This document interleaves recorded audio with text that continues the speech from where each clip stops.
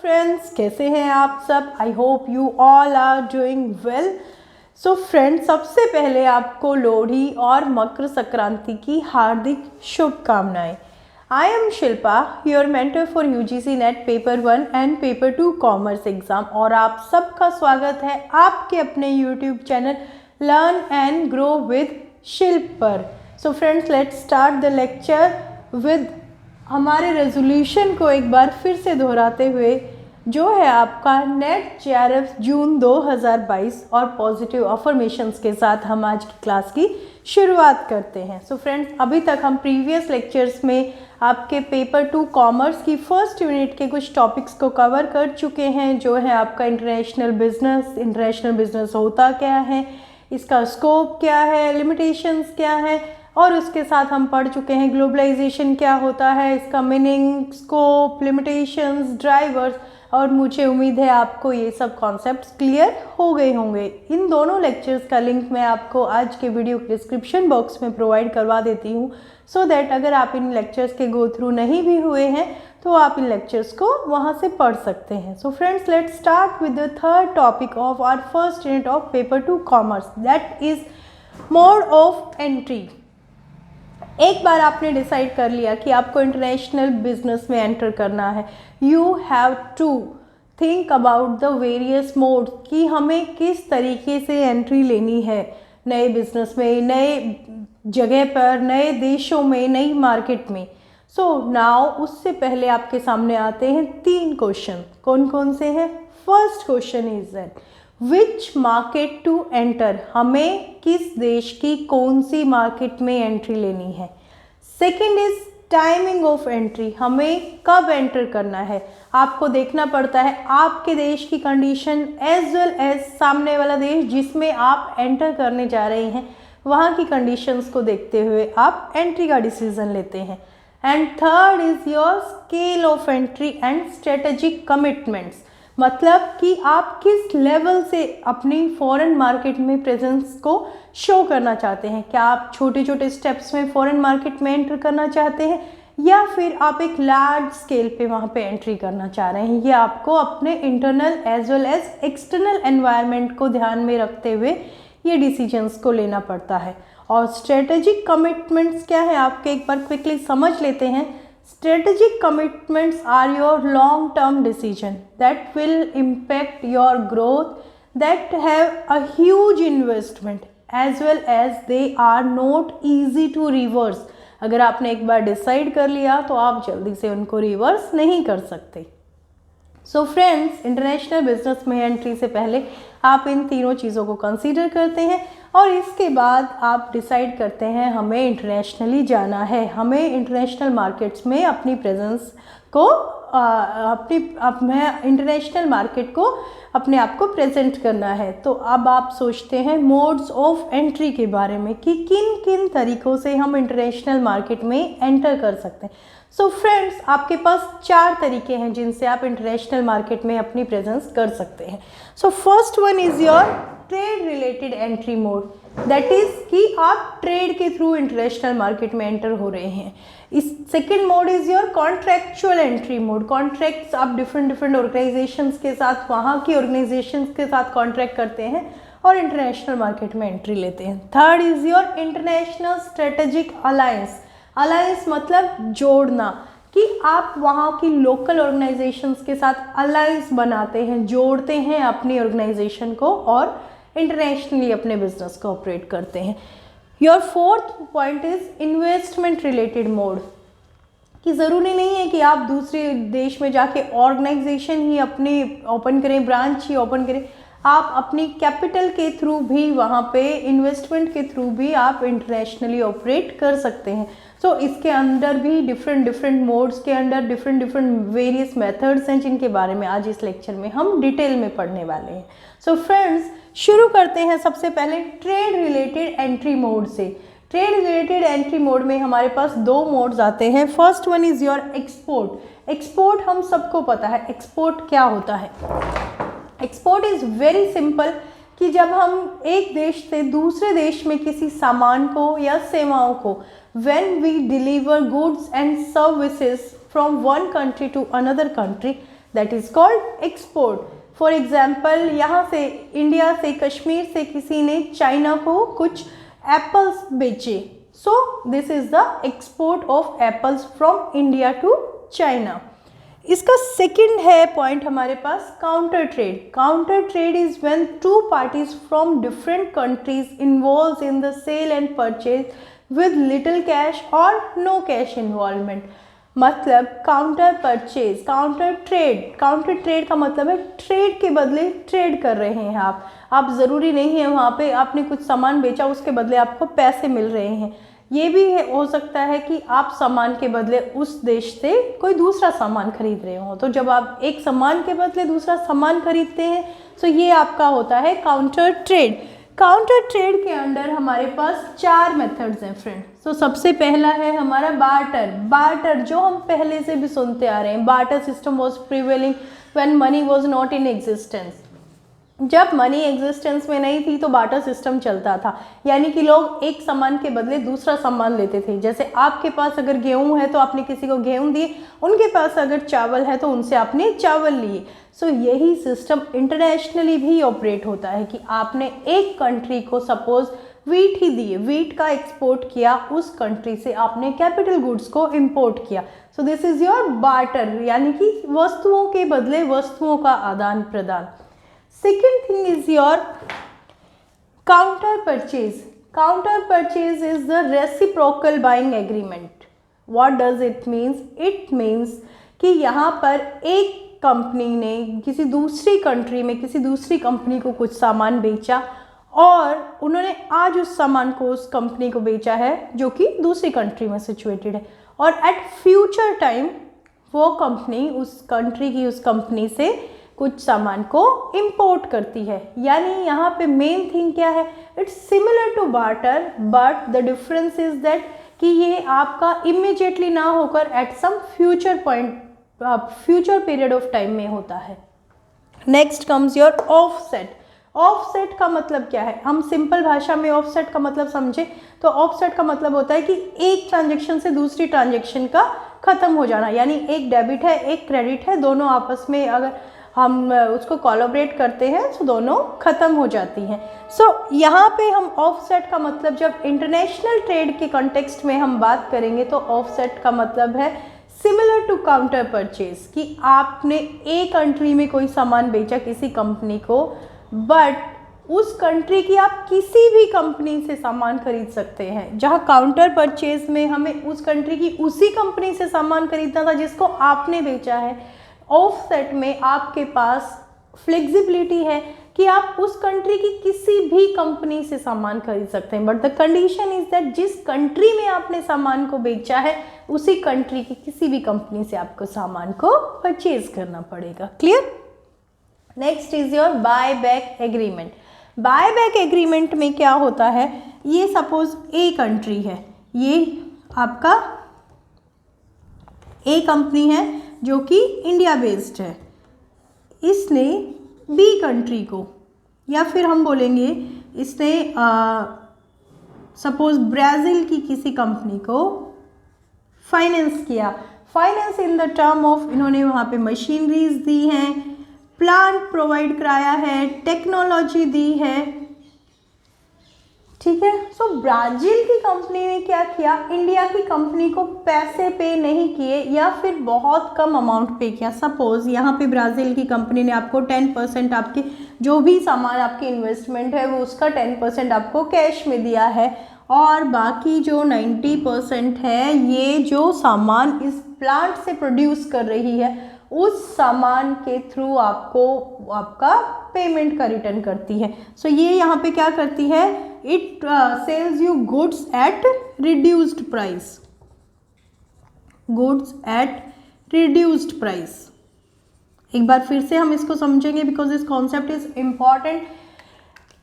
एक कंपनी है किसी एक देश में, इंडिया में, वो किसी दूसरे देश की किसी कंपनी में कुछ इन्वेस्टमेंट करती है, इन द टर्म ऑफ आपको प्लांट प्रोवाइड करती है, मशीनरी प्रोवाइड करती है, आपको टेक्नोलॉजी प्रोवाइड करती है, ठीक है। अब आप उस कंपनी को पेमेंट कैसे करते हैं, सो कुछ पैसा तो आप उस कंपनी को कैश में प्रोवाइड करवा देते हैं। सपोज कुछ 10-20% पैसा आपने उस कंपनी को कैश में प्रोवाइड करा दिया, तो जो रिमेनिंग 80-90% है वो पैसा आप कैसे रिटर्न करते हो उसके लिए आपने इस प्लांट और मशीनरी टेक्नोलॉजी का यूज़ करके जो प्रोडक्ट मैन्युफैक्चर किया है वो प्रोडक्ट आप उस ए कंपनी को रिड्यूस्ड प्राइस पर सेल करते हैं। So this is your buy back agreement.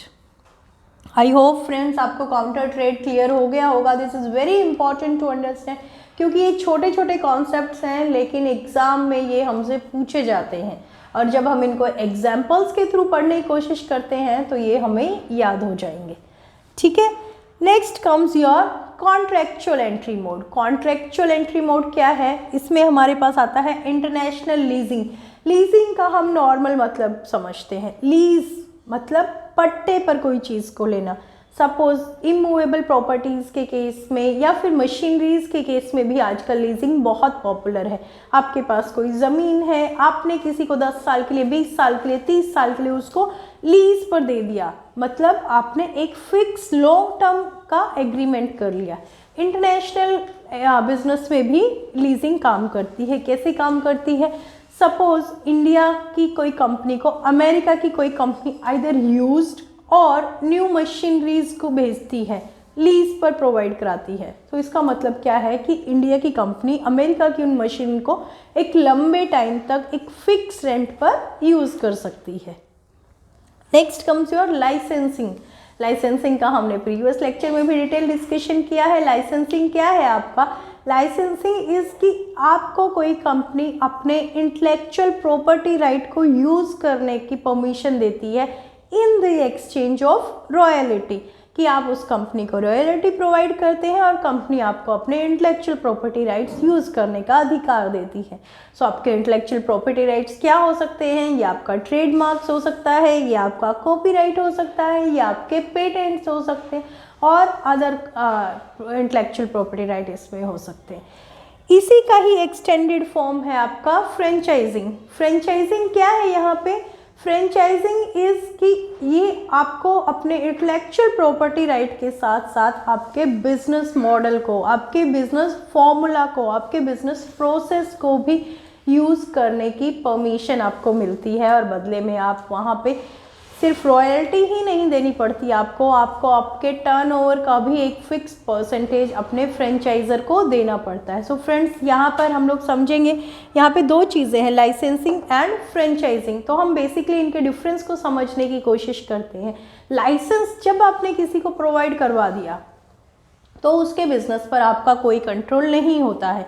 आपको वन टाइम रॉयल्टी फीस मिल गई है, उसके बाद वो लाइसेंसी अपने लाइसेंस के राइट को कैसे भी यूज़ करता है। ऑल्दो ये जो एग्री टर्म्स एंड कंडीशन है उनके बेस पे ही होता है, but you have no control over his or her business. But in the case of franchising you have more control over their business. आपका उनके बिजनेस के ऊपर ज़्यादा कंट्रोल होता है।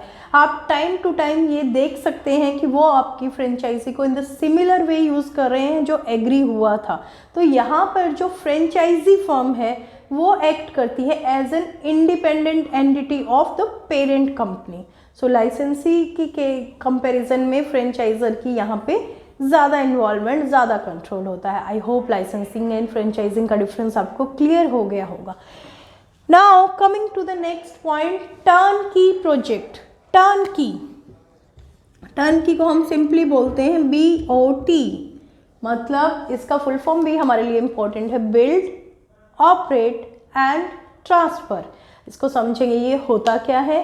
टर्न की इज़ आप किसी फॉरेन क्लाइंट के लिए, कोई लोकल जो फर्म्स होती हैं वो अपने फॉरेन क्लाइंट्स के लिए पूरा कॉन्ट्रैक्ट ले लेती हैं। Contract in the similar way हम एक सिंपल एग्जांपल से समझते हैं। हम मकान बनवाते हैं, घर बनवाते हैं, तो क्या करते हैं, हम किसी ठेकेदार को ठेका दे देते हैं। द वेरी सिंपल थिंग, हम किसी ठेकेदार को ठेका दे देते हैं। हमारा डिसाइडेड है कि हाँ इतने अमाउंट के बदले में आप हमारे लिए पूरा घर तैयार कर देंगे। जब वो घर तैयार हो जाता है तो ठेकेदार आपको आपके घर की चाबी दे देता है कि ये लीजिए साहब, आपका घर तैयार हो गया है, और हम अब ठेकेदार को उसका पेमेंट कर देते हैं। इसी तरह से टर्न की प्रोजेक्ट्स होते हैं। टर्न की प्रोजेक्ट्स क्या है?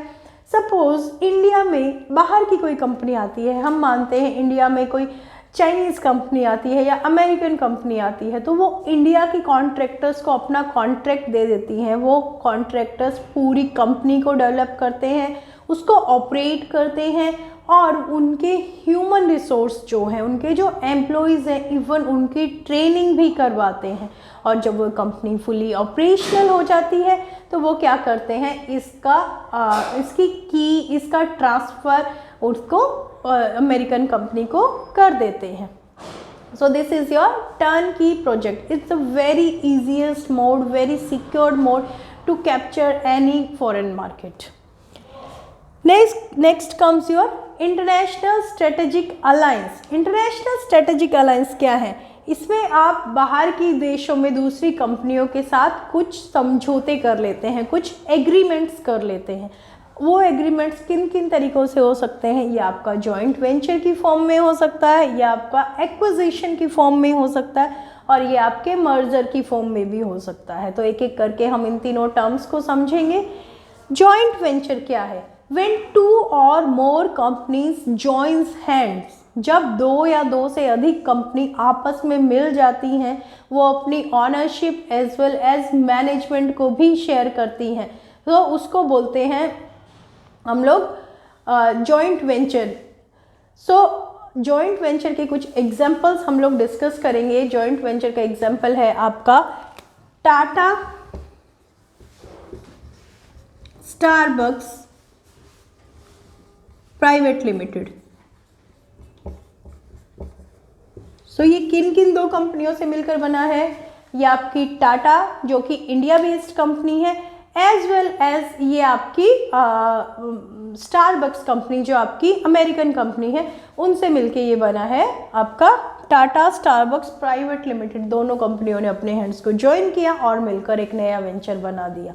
नेक्स्ट कम्स योर, आपने नाम सुना है बहुत बार, बहुत कॉमन है, PNB MetLife। PNB MetLife insurance is a product that is offered by Punjab national bank. So Punjab national bank ने क्या किया, ये यहाँ अमेरिकन कंपनी है मेट्रोपॉलिटन लाइफ इंश्योरेंस कंपनी, उसके साथ मिलकर जॉइंट वेंचर किया और एक नई कंपनी लॉन्च कर दी, PNB MetLife इंश्योरेंस कंपनी। सो ये क्या है? ये PNB plus MetLife insurance company का जॉइंट वेंचर है।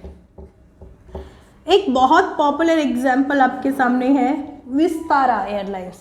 विस्तारा एयरलाइंस का नाम हम सबने सुना है। ये किस किस का जॉइंट वेंचर है? Vistara airlines is a joint venture of Tata as well as Singapore airlines. So Vistara को किसने लॉन्च किया? टाटा सिया एयरलाइंस लिमिटेड ने।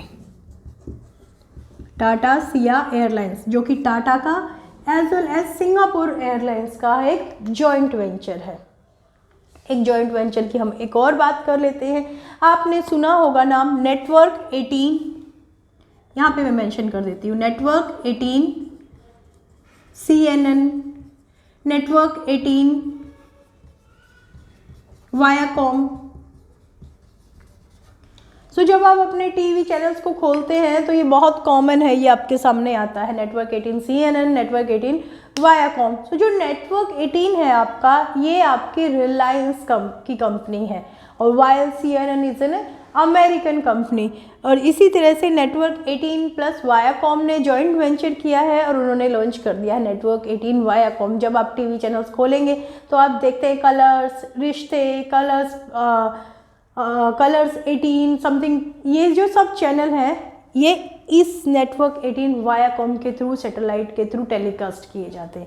So friend, this is all about the joint venture. I hope joint venture आपको क्लियर हो गया होगा। हमने कुछ एग्जाम्पल्स के थ्रू इसको डिस्कस करने की कोशिश की, सो दैट आप इसको खुद से कनेक्ट कर पाएंगे। Next comes your acquisition. Acquisition क्या होता है? एक्विजिशन इज जब एक स्ट्रॉन्ग कंपनी, जब एक हम बोलेंगे ज़्यादा पावरफुल कंपनी अपने से छोटी कंपनी को एक्वायर कर लेती है, ग्रैब कर लेती है, अपने आप में समा लेती है, that is called acquisition. Amazon का नाम तो सबने सुना है, everyone is familiar with Amazon. So एक बार क्या होता है ना, एक पत्नी अपने पति को बोलती है, जी मुझे एक साड़ी लेके दो ना अमेज़न से। तो पति ने कहा भगवान किससे? उन्होंने कहा अम्मा जान, अपनी दुकान अम्मा जान। पति ने अपना माथा पीट लिया, बोला भगवान वो अम्मा जान नहीं है, वो अमेज़न है। So Amazon is very popular among all, हम सब जानते हैं अमेज़न क्या है। सो क्या आप ये जानते हैं? Amazon is a group of 128 companies. Amazon 128 companies का ग्रुप है। Amazon owns more than 120 companies. Amazon के अंडर 120 से भी ज़्यादा कंपनीज आती हैं। सो अमेज़न ने क्या किया है, अपने अंडर 120 कंपनीज को एक्वायर किया हुआ है और अपने आप को हर फील्ड में उन्होंने डाइवर्सिफाई किया है। अमेज़न का सबसे बड़ा एक्विजिशन था रिसेंटली, उन्होंने last I guess 2-3 years back उन्होंने होल फूड प्रोडक्ट को एक्वायर किया था और उसके साथ ही अमेज़न का ये सबसे बड़ा एक्विजिशन था। रिसेंटली अमेज़न ने एक्वायर किया है ज़ूक्स को, आपके अमेज़न ने एक्वायर किया है आपकी और भी कंपनीज़ को। सो this is your acquisition. Acquisition का एक सबसे बड़ा एग्जाम्पल जो आप सबके माइंड में भी होगा, फ्लिपकार्ट एंड वॉलमार्ट। वॉलमार्ट ने फ्लिपकार्ट का इन 2018 77% स्टेक एक्वायर कर लिया था, यानी कि अब majority of Flipkart is with Walmart. So इसके साथ साथ अभी जो रिसेंट लास्ट ईयर में एक्विजिशन हुए हैं वो पिछले 3 सालों में होने वाले एक्विजिशन के, उनकी फिगर पिछले 3 सालों में होने वाले एक्विजिशन से भी कहीं ज़्यादा है। इनमें कुछ हम प्रोमिनेंट एक्विजिशंस की बात करेंगे, जैसे कि अप्रैल 21 में बायजूस ने आपके आकाश इंस्टीट्यूट के मेजॉरिटी स्टेक को एक्वायर किया। फिर मई 2021 में टाटा डिजिटल ने बिग बास्केट को एक्वायर किया। जून 2021 में फॉर्म इजी ने थायरोकेयर को एक्वायर किया और उसके साथ अक्टूबर 2021 में टाटा सन्स ने एयर इंडिया को एक्वायर किया। सो एयर इंडिया का ये जो स्टेक का सेल आउट था, एयर इंडिया एक गवर्नमेंट कंपनी है एयरलाइंस की, ये गवर्नमेंट के डिसइन्वेस्टमेंट का ही एक पार्ट था, डिसइन्वेस्टमेंट प्लान का ही एक पार्ट था। सो ये सब क्या है फ्रेंड, ये एक्विजिशन क्यों हो रहे हैं? क्योंकि जो बिगर फर्म है उनके पास रिसोर्सेज हैं, वो अपने आप को डाइवर्सिफाई करना चाह रहे हैं डिफरेंट कंट्रीज़ की डिफरेंट मार्केट्स में। इसी तरह से आपके पास आता है मर्जर। मर्जर क्या है? मर्जर इज़ लाइक जब दो कंपनीज मर्ज हो जाती हैं तो उन दोनों की एग्जिस्टेंस ख़त्म होकर एक थर्ड नई कंपनी बनती है। ठीक है, सो इसमें हम कौन कौन से एक प्रोमिनेंट एग्जाम्पल को जो रिसेंटली हुआ है, इसमें आपका सोनी एंटरटेनमेंट प्लस जी टीवी ने एक दूसरे के साथ मर्ज किया है। सो this is the latest example. तो मर्जर और जॉइंट वेंचर, इन दोनों के बीच में डिफरेंस क्या है? क्योंकि यहाँ पे भी दो कंपनियाँ एक दूसरे के साथ जुड़ रही हैं, लेकिन जॉइंट वेंचर में क्या होता है कि आपकी दोनों कंपनियों की एग्जिस्टेंस रहती है, ठीक है, वो मिलकर एक थर्ड नई कंपनी बनाते हैं, लेकिन दोनों इंडिपेंडेंटली भी ऑपरेट करते हैं। वाइल इन मर्जर क्या है आपके कि दोनों कंपनियों की एग्जिस्टेंस खत्म होकर वो as a third new company operate करती हैं। This is the basic difference between your joint venture and merger. अब हम बात करेंगे इन्वेस्टमेंट रिलेटेड मोड के बारे में। इन्वेस्टमेंट रिलेटेड मोड में हमारे पास दो प्रोमिनेंट मोड है, that is FDI as well as portfolio investment. FDI is like foreign direct investment. जब आप किसी देश की दूसरी कंपनी में एक सिग्निफिकेंट शेयर एक्वायर कर लेते हैं, वहाँ की मैनेजमेंट को, वहाँ की ऑनरशिप को कंट्रोल करने के लिए, तो वो जो सिग्निफिकेंट शेयर है वो कितना होता है आपका? मोस्टली 10% और मोर। जब आप किसी दूसरे देश की किसी कंपनी के 10% या उससे ज़्यादा हिस्से को एक्वायर कर लेते हैं, that is your foreign direct investment. Foreign direct investment करने के भी बहुत सारे तरीके हैं फ्रेंड्स, तो इसमें छोटी छोटी टर्म्स हैं जिनको हम डिस्कस करेंगे। First one is your green field investment. Green field investment क्या है आपकी? ग्रीन मतलब हरा, मतलब नया, कि आप बहुत शुरुआती तरीके से एकदम वहाँ पे फ्रेश तरीके से वहाँ पे जाके अपने इन्वेस्टमेंट करते हैं। और उस इन्वेस्टमेंट का मतलब क्या है कि वहाँ पे आप अपनी खुद की एक सब्सिडरी ओपन करते हैं, अपनी एक नई प्रेजेंस वहाँ पे करते हैं। दूसरा आता है आपका brown field investment. Brown field investment क्या है कि आप वहाँ पे किसी एग्जिस्टिंग सब्सिडरी को, एग्जिस्टिंग कंपनी को एज एन अपनी सब्सिडरी बना लेते हैं। ब्राउन फील्ड मतलब जो पहले से ही किसी और के द्वारा चलाई गई है, आप उसको ही परचेज करके अपने कंपनी का पार्ट बना लेते हैं। That is your brown field investment. So green field में हमने क्या किया, सब कुछ नए सिरे से किया, और ब्राउन फील्ड में हमने क्या किया, जो ऑलरेडी एग्जिस्टेंस में है हमने उसी को ही परचेज कर लिया। Next comes your vertical FDI. Vertical FDI क्या है? वर्टिकल मतलब जो ऐसे लाइन वाइज चलेगा। तो यहाँ पे आपकी कंपनी है, तो आप क्या करेंगे, आपकी कंपनी को जो रॉ मटेरियल प्रोवाइड करवा रहा है आप उसी कंपनी को परचेज कर लेते हैं। या फिर यहाँ पे आपकी कंपनी की कुछ मार्केटिंग कंपनीज हैं जो आपकी कंपनी के प्रोडक्ट्स को मार्केट कर रही हैं, आप उनके साथ कोलैबोरेट कर लेते हैं। This is your vertical FDI. या तो आप अपनी सप्लाई चेन में ऊपर की या नीचे की या दोनों साइड की कंपनीज के साथ अपने इन्वेस्टमेंट को बढ़ा लेते हैं। That is your vertical FDI. Horizontal FDI एक कॉन्सेप्ट आता है। हॉरिजॉन्टल मतलब जो ऐसे स्लीपिंग लाइन है। हॉरिजॉन्टल मतलब जब आप अपने ही जैसी किसी दूसरी कंपनी को, मतलब in the similar product line investment करते हैं, दैट इज़ योर हॉरिजॉन्टल। मतलब यहाँ पे आप अपनी यहाँ पे फूड इंडस्ट्री में काम कर रहे हैं। Please ignore that background noise. आप किसी फूड इंडस्ट्री में काम कर रहे हैं, आप किसी दूसरे देश में जाकर किसी रेस्टोरेंट को एक्वायर कर लेते हैं, किसी रेस्टोरेंट में इन्वेस्टमेंट कर लेते हैं। सो आप डिफरेंट कंट्रीज़ में जाकर डिफरेंट फूड इंडस्ट्रीज़ में ही इन्वेस्टमेंट कर रहे हैं। That is your vertical FDI. एक कॉन्सेप्ट आता है इसमें जो बहुत बार सुनने को मिलता है हमें, कॉन्ग्लोमरेट। कॉन्ग्लोमरेट क्या है? अनरिलेटेड। इसका सिंपल मीनिंग है अनरिलेटेड। जब आप किसी अनरिलेटेड बिजनेस में इन्वेस्टमेंट करते हैं, that is your conglomerate investment. Conglomerate is like आपका शूज़ का बिजनेस है और आप दूसरी किसी फूड इंडस्ट्री में इन्वेस्टमेंट कर रहे हैं, दूसरी किसी गारमेंट इंडस्ट्री में इन्वेस्ट कर रहे हैं, आप किसी टेक्सटाइल में इन्वेस्टमेंट कर रहे हैं, आप जर्नल में, कॉस्मेटिक में, कहीं पे भी इन्वेस्टमेंट कर रहे हैं। That is your conglomerate FDI. So I hope ये एफडीआई का कॉन्सेप्ट आपको क्लियर हो गया होगा। पोर्टफोलियो इन्वेस्टमेंट के बारे में हम बात करते हैं। पोर्टफोलियो इन्वेस्टमेंट इज़ व्हेन कि जब आप किसी कंट्रोल को, किसी ऑनरशिप को, किसी मैनेजमेंट पार्टिसिपेशन को पाने के लिए इन्वेस्टमेंट नहीं कर रहे हैं, बल्कि आप वहाँ पे शेयर्स में, स्टॉक्स में इन्वेस्ट कर रहे हैं just for shake of profit. आप सिर्फ प्रॉफिट पाने के लिए वहाँ पे अगर इन्वेस्ट कर रहे हैं तो that is part of your portfolio investment. So friends, I hope mode of entry यहाँ तक आपको क्लियर हो गए होंगे। सो अभी हम उनके क्विक रिवीजन करेंगे। Let's quickly revise all the modes of entry.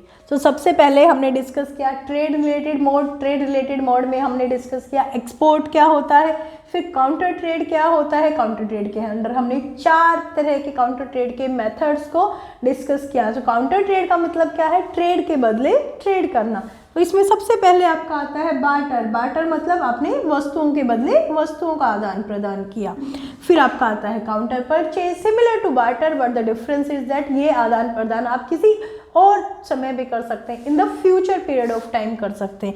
फिर आपका आता है ऑफसेट। ऑफसेट का मतलब क्या है? ये जो आदान प्रदान आप कर रहे हैं, ये जो सामने वाला देश है उसकी सिमिलर कंपनी के साथ ना करके किसी भी कंपनी के साथ अपने कमिटमेंट्स को पूरा कर सकते हैं। फिर आपका आता है बायबैक एग्रीमेंट। बायबैक एग्रीमेंट में आपने जिस देश की किसी कंपनी को टेक्नोलॉजी, मशीनरी, प्लांट्स ये सब प्रोवाइड करवाया है, उसने जो प्रोड्यूस किया है आप उसको ही परचेज कर लेते हैं एट अ रिड्यूस्ड प्राइस।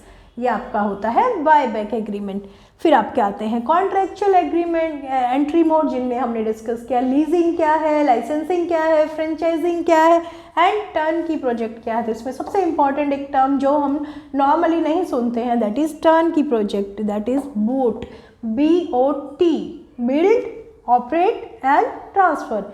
मतलब आप किसी को अपने पूरा कॉन्ट्रैक्ट दे देते हैं, अपनी पूरी ऑर्गेनाइजेशन को डेवलप करने का, उसको ऑपरेट करने का, आपके HR को ट्रेन करने का, और जब आपकी कंपनी फुली ऑपरेशनल हो जाती है तो सामने वाला बंदा जिसको आपने कॉन्ट्रैक्ट दिया आपकी कंपनी की चाबी आपके हाथ में दे देता है। दैट इज़ योर टर्न की प्रोजेक्ट्स। फिर हमने डिस्कस किया इंटरनेशनल स्ट्रेटेजिक अलायंस क्या होते हैं, हमने डिस्कस किया जॉइंट वेंचर्स के डिफरेंट एग्जांपल्स, एक्विजिशन के, मर्जर के, तो ये सब चीज़ें अभी तक हमने डिस्कस किया। इन्वेस्टमेंट रिलेटेड मोड हमने डिस्कस किया। एफडीआई हम इससे पहले भी काफ़ी बार डिस्कस कर चुके हैं। पोर्टफोलियो इन्वेस्टमेंट के बारे में हमने डिस्कस किया। सो फ्रेंड्स, इसके साथ ही हमारा फर्स्ट यूनिट का थर्ड टॉपिक कवर होता है, पूरा हो जाता है। आई होप आप सबको ये समझ आया होगा, और अगर कुछ डाउट्स भी हैं तो प्लीज़ आप मुझे कमेंट सेक्शन में कमेंट करके ज़रूर बताइएगा। सो अगर फ्रेंड्स आपको लेक्चर पसंद आया है तो like it, share it and subscribe the channel and stay tuned for more updates. Thank you for watching.